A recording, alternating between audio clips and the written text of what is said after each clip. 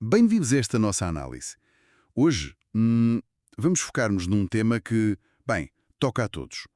A energia. Mas não a elétrica, claro. A nossa. A energia vital. Como é que a usamos? E, mais importante talvez, como é que a desperdiçamos? Vamos explorar as ideias bastante provocadoras de Jiddu Krishnamurti sobre isto. Temos como base uns excertos de um vídeo do YouTube do Krishnamurti Foundation Trust. Chama-se How Do You Waste Your Energy?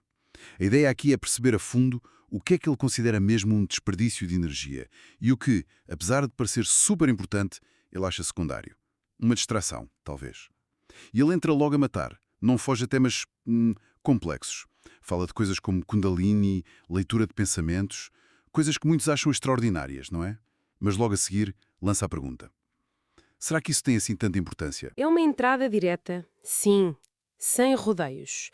E como a fonte indica, na Índia, Kundalini é um termo, com um significado cultural e espiritual imenso. Muitas vezes ligado a essa ideia de libertar uma energia quase, ilimitada. Uma força transformadora. Mas a abordagem do Krishnamurti, pelo que percebemos dos excertos, parece ir um bocado contra a corrente. Ele não nega que essas experiências possam acontecer, mas questiona, e de forma radical, o valor que lhes damos. Sobretudo quando comparamos com o nosso dia-a-dia, a nossa vida coletiva. Parece que ele quer desviar o nosso foco do esotérico para algo mais fundamental, talvez. Exatamente. E ele não fala de fora, pois não? A fonte até diz que ele próprio viveu essas coisas. A expressão em inglês é Kay has been through all this. Quer dizer, Kay passou por tudo isto. E que sabe muito sobre tudo isto. Chega a falar, talvez hipoteticamente, não sei, sobre ler pensamentos. E imagina como a vida seria terrivelmente complexa e bastante cansativa. Mas o ponto-chave é a conclusão dele. Apesar de saber ou ter experienciado, a mensagem é: não deem tudo isto tanta importância. Diz mesmo, não é importante. Chega a classificar como não necessário. É forte, não é? Para quem vê nessas coisas o suprassumo da busca espiritual, é quase um choque. Como é que entendemos isto? Esta desvalorização tão vincada? Olha, o que é fascinante aqui, e que a fonte parece mesmo sublinhar, é o porquê, o raciocínio por detrás disto. Krishnamurti, segundo o que lemos, não está a dizer que não existe ou que não tem alguma realidade. O problema para ele é a prioridade que damos a isso. Ele usa mesmo a palavra trivialidade.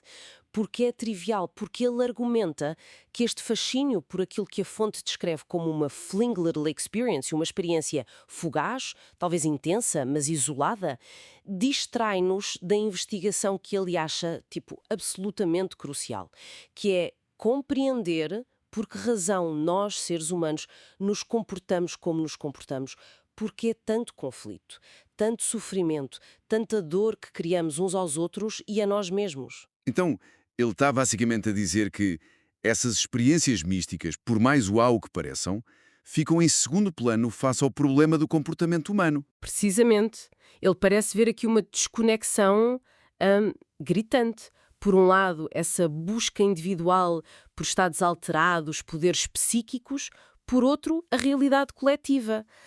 A fonte capta bem esta tensão quando refere à observação dele. O mundo está a degenerar-se, a desintegrar-se. Uma visão bem negra, não é? E, ao mesmo tempo, o homem luta contra o homem. Para ele, gastar energia a perseguir fenómenos como a Kundalini enquanto tecido social e até psicológico da humanidade se está a desfazer, parece ser, na melhor das hipóteses, uma fuga. Uma fuga à responsabilidade de compreender e mudar o nosso comportamento destrutivo. A urgência, para ele, está em olhar para esta degeneração, não em cultivar experiências estranhas e misteriosas. Ok, é aqui que a coisa fica mesmo interessante.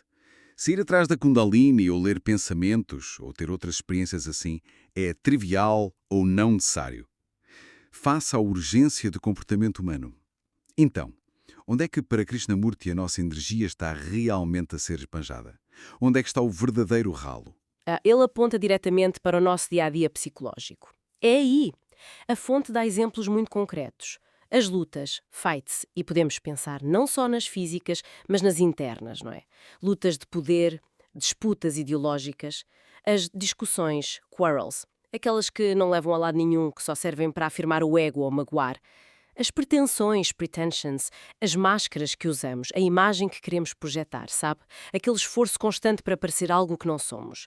E, de forma mais geral, o conflito, conflict, interno e externo, e o medo, fear.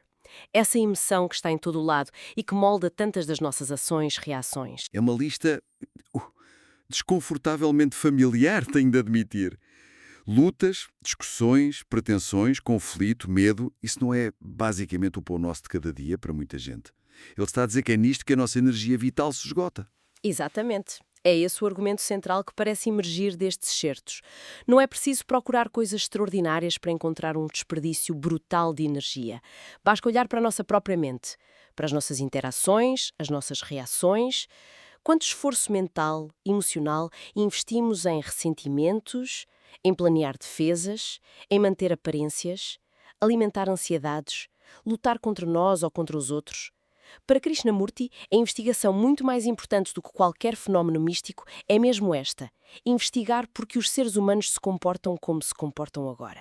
É ir às raízes deste conflito, deste medo, desta pretensão. Faz todo o sentido. Quer dizer, manter uma discussão na cabeça com alguém, remoer uma preocupação, sentir inveja, tentar controlar o que os outros pensam. Tudo isso consome uma energia psicológica brutal, mesmo que a gente nem se aperceba totalmente. É como um motor sempre a trabalhar em fundo, não é? Pois é, e é um motor que, segundo esta perspectiva, nos impede de aceder a outro tipo de energia. Se ligarmos isto ao panorama geral que o Krishnamurti traça, percebemos a lógica. A energia que realmente importa conservar e compreender não é uma força esotérica que vem de fora. É esta energia psicológica, vital, que está sempre a ser dissipada nestes padrões. É como ter um carro com imensas fugas no depósito. Por mais que se tente puxar pelo motor, buscar experiências energéticas, as fugas continuam a drenar o essencial. É esta energia perdida no conflito, no medo, que ele acha primordial investigar. E aqui, escondida nesta análise do desperdício, está uma promessa. Uma promessa extraordinária na visão dele. Uma promessa? Que promessa é essa? Conta lá. A promessa implícita, mas muito poderosa, é que quando toda essa energia que está a ser desperdiçada nisto tudo, lutas, medos, pretensões, all that energy which is being wasted, quando deixa de ser desperdiçada, algo completamente diferente emerge. A fonte descreve isso como ter toda a energia do mundo, all the energy in the world. Uma energia abundante, abundant energy. Não é uma energia que se procura fora, mas uma energia que se revela quando o desperdício acaba. Mas claro, há uma condição fundamental para isto acontecer. E essa condição é? A condição, e isto está explícito nos encertos, é quando o cérebro está livre de tudo isso. When the brain is free of all that. Livre de quê? Livre precisamente daquilo que ele identificou como grande sorvedor de energia: o conflito, o medo, as pretensões, as lutas internas e externas. Tudo aquilo que fragmenta a nossa atenção e consome os nossos recursos psicológicos. É a libertação destes padrões de pensamento e emoção que, na visão de Krishnamurti, desbloqueia essa reserva enorme de energia interior. Não se trata de uma técnica para ativar algo, percebe? Mas de um processo de compreensão e de parar com o que nos bloqueia. Conflito psicológico. Do outro, Krishnamurti volta a falar daquilo que ele parece desvalorizar. Fala em libertar algum tipo de pequena energia. Some kind of little energy. Presumo que esteja a falar da Kundalini ou coisas parecidas que mencionou no início.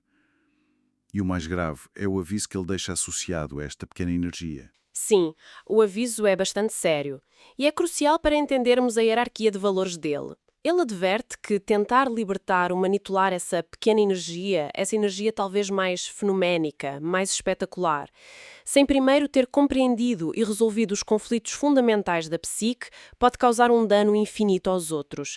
Do an infinite harm to others. Uau! Um dano infinito aos outros. Isso é muito, muito forte. O que é que ele quererá dizer com isso? Que tipo de dano? Os excertos não entram em detalhes sobre o tipo de dano, mas podemos inferir a lógica, não é? Se uma pessoa acede a uma fonte de energia ou influência psíquica mais potente, a tal pequena energia, mas a mente dela ainda está cheia de medo, de desejo de poder, de pretensões, de conflitos por resolver, essa energia vai ser usada através desses filtros distorcidos, inevitavelmente. Em vez de clareza e compaixão, pode manifestar-se como quê? manipulação, arrogância espiritual, criar dependência nos outros ou até formas mais subtis de violência psicológica. Uma mente fragmentada, em conflito, mesmo que tenha mais energia, continua a ser uma fonte de desordem. A energia por si só não garante sabedoria nem bondade. Pode até amplificar a confusão e o dano, certo? Portanto, a prioridade absoluta para ele não é a potência energética em si, mas a clareza e a liberdade da mente que a vai usar. Sem essa base de compreensão, de resolução do conflito interno, qualquer energia adicional pode ser, na verdade, perigosa. Exatamente. E isto leva-nos à síntese do argumento principal de Krishnamurti, pelo menos como está aqui nestes certos. O foco primordial não deve ser andar à caça de experiências energéticas específicas ou estados transcendentais isolados, como se fossem troféus espirituais. Pelo contrário, o trabalho essencial é a autoobservação. Implacável, inteligente, honesta. Ele insiste na abordagem. Descobrir astutamente, racionalmente, logicamente, como se desperdiça a própria energia. Astutamente, racionalmente, logicamente, ele sublinha a necessidade de inteligência e clareza nesta investigação. Não é fé cega ou só emoção. E como é que se desperdiça? Ele repete, através do conflito, das discussões, do medo, das pretensões. A verdadeira fonte de energia transformadora e segura, na visão dele, está na libertação da mente destes mesmos fatores que a consomem e a distorcem. A chave não é uma fórmula mística externa, mas a investigação interna profunda do nosso próprio funcionamento psicológico. Então, o que é que isto tudo significa? Assim, em termos práticos. Parece que Krishnamurti está a pedir uma inversão radical de prioridades. Uma volta de 180 graus na forma como muitos olham para a energia e a espiritualidade. Em vez de olhar para cima, à procura do transcendente, ou para dentro, à procura de fenómenos energéticos específicos, ele pede um olhar implacavelmente honesto para o aqui e agora. Como é que eu, no meu dia-a-dia, estou a queimar a minha energia vital em padrões de conflito, medo, defesa, pretensão, que talvez nem reconheça completamente?